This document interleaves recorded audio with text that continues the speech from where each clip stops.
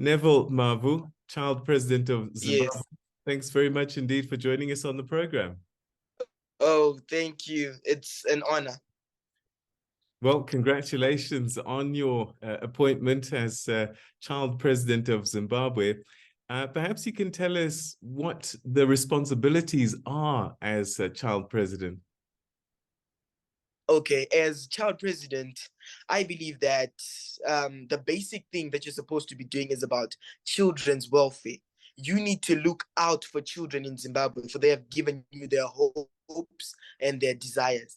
So as the child president, you need to make sure that those children's rights are not getting violated, and you need to advocate for their rights and advocate for the welfare of those children. So basically, it's about children's welfare. Anyone who is below the age of 18. Have you been able to sit down with the adult president and present some of your concerns? For now, not yet. We only sat down at my inauguration. I was able to talk to him, and some of our concerns were actually given maximum attention. He actually did a State of the Nation address at the inauguration, because I did my speech at the inauguration, and I also managed to talk to him when we were still in the briefing. And when we were in the inauguration, there was also a parliamentary debate. So other members of parliament also stated their concerns and their problems. So the president was able to respond to them, and the other ministers that were there were able to respond to those questions and those problems that are being faced by children. So tell us about the problems and challenges that children in Zimbabwe are facing at this time. What are the big issues? All right, so this time for our junior parliament, we had the theme, which was the rights of the child in the digital environment. So some of the children in Zimbabwe do not have the access to that digital environment. For example, we can look at the children in the rural areas. They do not have access to the internet. They do not have access to the technological gadgets, meaning that these children are being left behind. Yet our constitution clearly states that every child should have the same amount of technological access and access to the digital environment. So those are some of the issues that we managed to talk about to the president, and they were given attention. And there is also the issue of drug abuse. As we can see, it is a global pandemic that has affected almost the whole world. And Zimbabwe is also one of the countries that has been affected by that global pandemic. So the issue of drug abuse is actually hindering our development as countries and even as a continent. Your country has just been through elections, and I just wonder, as young people, you're not ready to vote yet, but you will be voting in the future. Is this something that you've been following to get an understanding of what it means to vote, and perhaps getting you ready to vote in the next election? What I've been understanding by the election, of course, I've been hearing the president of our country, His Excellency, has always been preaching about peace and telling people that they need to conduct a peaceful election. And that is one of the things that I've learned that are a very good approach to the elections. The way His Excellency is saying that we need to continue having peace in our country. That's one of the things that I've learned from the election period. So one of the things that we see is that the adults are not always united in Zimbabwe, and the political parties fight quite a lot. I'm sure you've seen that. I just wonder how children are in the country. Are you more united than the adults? Well, we as children, as long as you are below the age of 18, what we just know is that we are not aligned to any political party. That's why you see that children do not have to dispute. We do not have to get involved in the issues of the adults.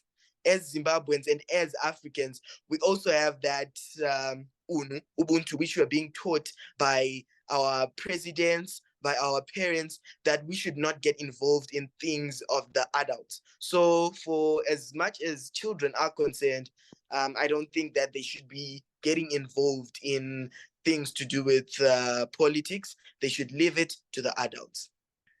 Neville, this week in Nairobi in Kenya, it's Africa Climate Week. And in fact, on Sunday, children did a press conference to talk about the climate. Is this something that's important to the children of Zimbabwe and you as child president of the country? Climate is something that is really important to us, the children of Zimbabwe, and including me, the child president. So the thing related to climate, there's been climate change in the world. So this climate change is causing things like floods. For example, Zimbabwe has been affected by, I think in the past, I'm not sure how many years, but I remember Cyclone Idai and Cyclone Freddy. Cyclone Freddy didn't really affect Zimbabwe, but there was just rapid heat.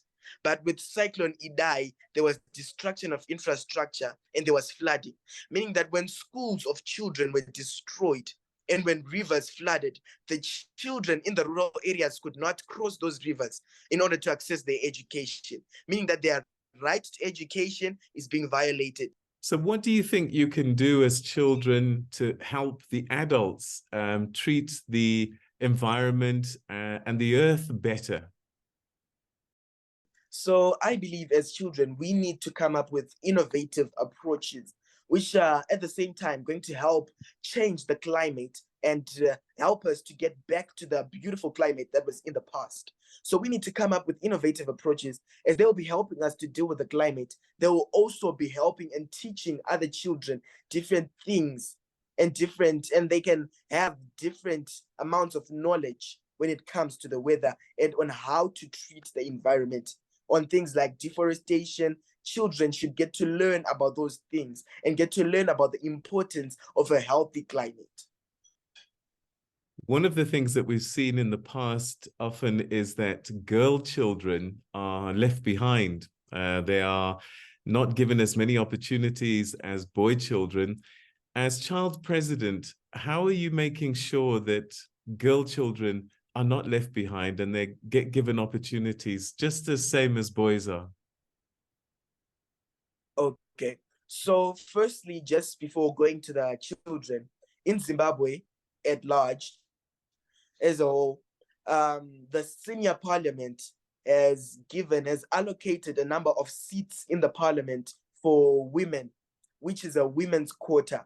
That quota is only allocated to women, and those women do not go into campaigns like election period. They just get appointed without election. So as the junior parliament, we've also implemented that in our junior parliament, meaning that some children, there's a percentage of children in the women's quota that just get in without getting elected or without going through election. All right. And perhaps finally, what's your biggest hope, ambition for your country going forward? Okay, so my biggest hope and ambition is to see the youth and young ones of Zimbabwe continue getting into the development of the country and to continue helping our adults in developing the country, because we believe that the young ones are the leaders of tomorrow. So we want those children to continue participating and helping our adults in order to make sure that we continue developing our country and we continue to lift our national flag high so that we can reach that place that we want to be, that we want to be at. Child President of Zimbabwe, Neville Mavu, it's been a pleasure talking to you. Thank you so much for your time. And we wish you the best in your future, because the future of the country and the continent is in your hands. All right. Thank you so much, Mr. Peter.